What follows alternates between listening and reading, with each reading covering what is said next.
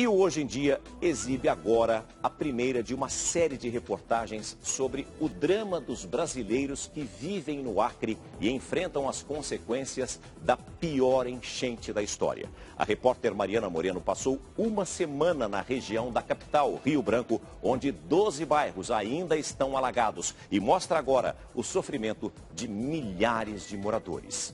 Acompanhe.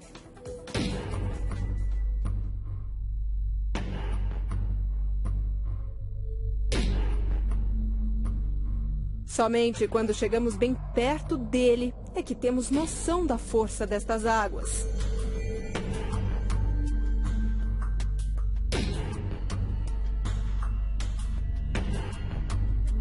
Na maior cheia da história, o rio Acre avançou por 53 bairros da capital Rio Branco. Levou móveis, derrubou muros, arrancou postes e arrastou casas inteiras.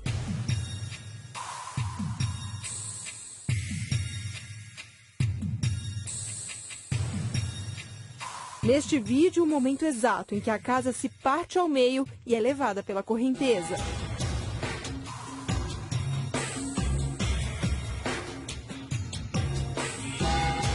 O nível da água chegou à impressionante marca de 18 metros e 66 centímetros e foi decretada a situação de calamidade pública.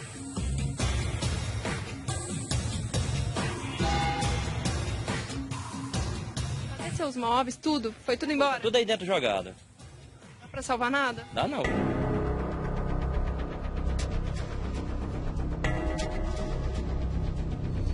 Até quem nunca teve a casa afetada antes, como Dona Maria Amélia, foi pego pela cheia.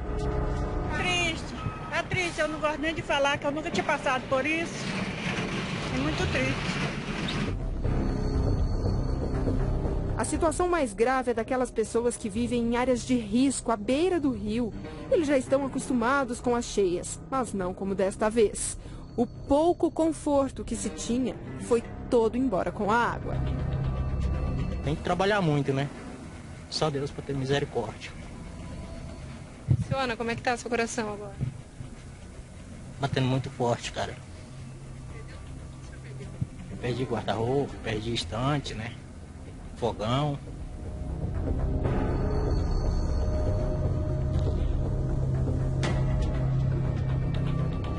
O número é assustador. Das cerca de 360 mil pessoas que vivem aqui em Rio Branco, quase 90 mil foram atingidas pela cheia.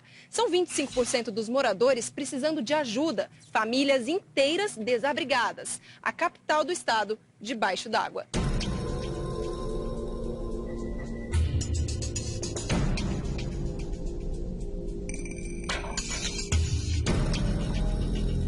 24 mil edificações foram afetadas. Nos lugares onde o único meio de transporte continua sendo o barco, as pessoas se arriscam. Parece que não tem ninguém, né? Que está deserto, mas tem muita gente que permanece nas casas. Está fechado, algumas pessoas foram retiradas, saíram por conta própria também.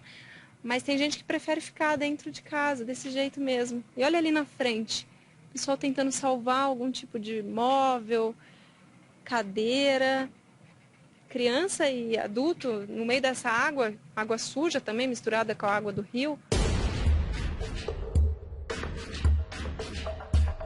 O medo dessas pessoas, acredite, é de ladrão, gente que se aproveita da cheia para roubar.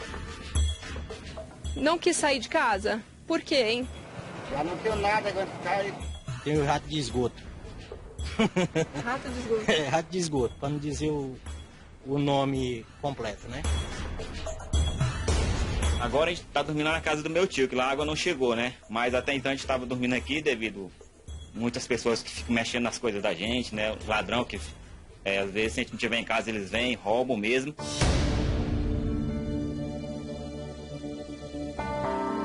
E foi só de barco que conseguimos chegar até a casa de seu Sidney. Da janela, ele olha com tristeza tanta destruição. Para escapar da água, que chegou à altura da cabeça, ele colocou a cama no telhado. E com habilidade sobe e desce num instante. Já é rotina, né? Se trepar as coisas, então praticamente na alagação a gente vive em cima, né? Dessa vez foi a pior marca, a pior altura. Foi a maior. Essa foi a maior. O restante da família foi para abrigos da cidade. Ele preferiu ficar na companhia do cachorro Spike, o único que sobreviveu à enchente. O cachorro a gente botou as canoas emborcadas e foi botando vasilhas dentro para ela boiar com eles em cima. Ficaram no barco. Aí eram 4 cachorros. Agora tem só um aqui. Também foi de barco que chegamos na casa de Dona Maria de Fátima. A água passou da altura do armário. Aqui a gente guardava as coisas também, que a água não chegava. A água chegou bem aqui. Como é que está? Tem água, muita água ainda. Tô nem tirando isso aqui de dentro de cima, nem mexemos aqui. Depois de 20 dias, hoje foi a primeira vez que ela entrou aqui. O nível da água baixou, mas restou a sujeira. Cozinha, quarto, sala, o rio invadiu tudo. Por enquanto, a ajuda vem apenas da filha e de um vizinho. A logística é muito pouca. Às vezes a gente precisa de água para beber, água tratada.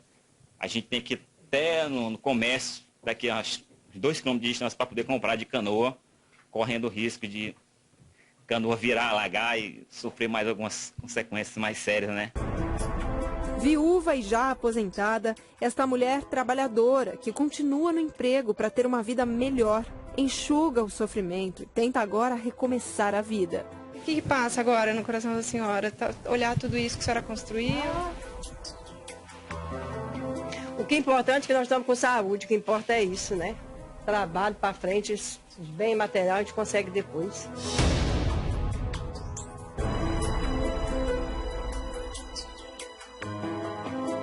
A senhora pensa em sair daqui, morar numa região melhor? Com certeza, quem quer ficar aqui?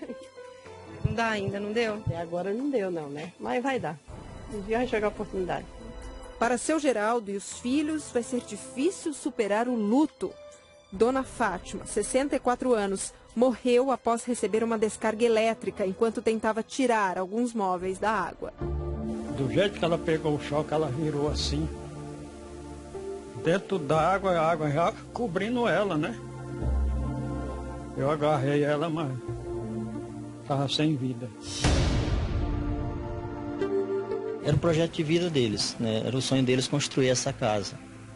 E trabalharam muito, meu pai se aposentou e aproveitou, né, a indenização dele e construiu essa casa. Mas aí, quando começou a dar essas alagações, a minha mãe sempre dizia, né, e ela disse para mim, meu filho, se essa água entrar mais uma vez aqui, aí eu não vou mais ficar aqui, eu vou vender essa casa. Né, vou procurar outro lugar porque a gente não aguenta mais. Todo ano essa mesma coisa, né. Mas, assim, a alagação, ela nunca tinha chegado a essa proporção. Ela tinha alagado no ano anterior, só que não tinha entrado dentro de casa. Só que é muito sofrimento, né? Numa demonstração de amor, a família transformou o sofrimento em solidariedade. Decidiu doar às vítimas da enchente as peças do bazar que Dona Fátima costumava fazer. Ela iria fazer isso, né? A gente acabasse, ela iria doar toda a roupa, então é isso que a gente vai fazer. O pessoal está precisando muito aí nas escolas. A gente ligou pro pastor dele, ele tá vindo buscar isso aqui. Vai para as próprias vítimas da enchente? Próprias vítimas da enchente. A mãe ficaria feliz. Muito feliz, porque ela era muito solidária. Minha mãe deixou...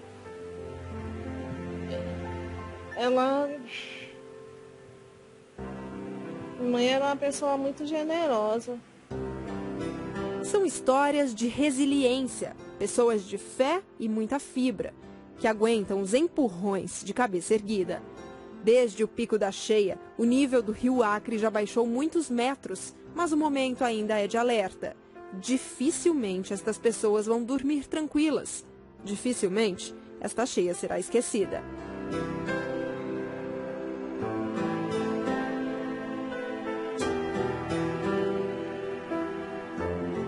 Amanhã a gente mostra a situação das pessoas que estão fora de casa, vivendo em abrigos públicos. No maior deles, com 5.000 pessoas, foi montada a estrutura de uma mini-cidade.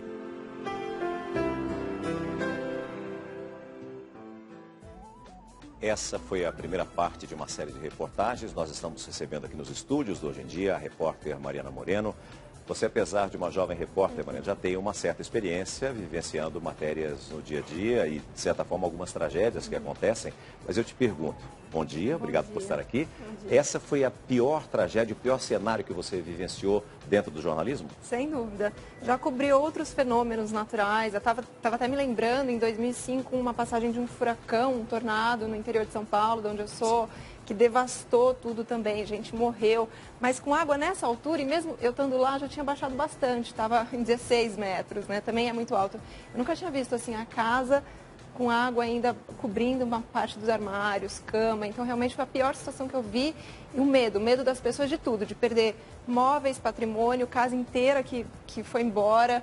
Medo também de ladrão, como eu falei ali. Medo de morrer, porque tem gente que não sabe nadar, muita gente não sabe nadar, e medo de tomar uma descarga elétrica. Então, assim, o pessoal está em pânico lá. E ainda não baixou totalmente o nível para eles dormirem tranquilos. Então, assim, é impressionante como as pessoas vivem em função daquele rio lá. É um rio que não aparenta ser tão perigoso normalmente, mas quando enche, devasta tudo. Renata e Ana, você, apesar de todo esse desespero, de todo o drama que eles estão vivendo, perderam tudo e ainda ficam com medo de sofrerem um assalto, né? Serem roubados, serem furtados. É um pedacinho do Brasil sofrendo de uma maneira incrível, impressionante. Parabéns, Mariana, pela cobertura, por essa reportagem. Eu sei que a gente vai continuar assistindo agora ao longo dos próximos dias. E uma coisa que me preocupa muito, eu tenho certeza que preocupa muitos moradores daquela região, é que a previsão do tempo ainda promete muita chuva aqui pela frente. Continua com muita chuva. E uma coisa que chama muita atenção, eu acho, Maria, não sei se você percebeu isso, é que a dificuldade ela é muito grande, né? As cenas são impressionantes, mas a solidariedade que existe entre as pessoas também nesses momentos, a solidariedade é muito forte. E assim, eu já fiz algumas matérias, não de tristeza, mas de graus de dificuldades. E a dúvida para a gente que está assistindo é como é que foi para você, para a equipe, como é que vocês passaram esses 7 dias? Qual é a maior dificuldade que vocês encontraram? Deslocamento, sem dúvida, porque a gente anda de barco para chegar nas situações assim piores, onde ainda estão atingidas. O medo de entrar em contato com aquela água eu tinha a todo instante, então era bota, galocha até aqui, de não poder tocar, pôr a mão em nada, porque inclusive agora eu estava lendo suspeita já de 200 casos de leptospirose, e essas pessoas que moram aí, elas se desapegam, elas se totalmente despidas de nojo, sabe, de tudo, elas enfrentam, elas vão para dentro da água, elas querem salvar o pouco que elas têm, que elas levam 1 ano, às vezes, para construir, vem a enchente, são pessoas ribeirinhas que moram realmente no leito ali do rio, na beira do rio, e não tem para onde ir, né? É uma questão de fenômeno natural, sim, mas também de planejamento e política para a moradia dessas pessoas. Não perca, portanto, amanhã nós vamos dar continuidade a essa série de reportagens e você vai ver como essas pessoas estão vivendo e sobrevivendo, né, em tendas, como se estivessem num cenário de guerra realmente e, como disse a Renata, com muita solidariedade. O que a gente não percebeu por enquanto, e a gente vai acompanhar depois através das reportagens, né, é se os governantes estão fazendo algo para ajudar a população que tanto precisa num momento de uma tragédia como essa. Obrigado, Mariana. Obrigada. Parabéns, viu? Obrigada.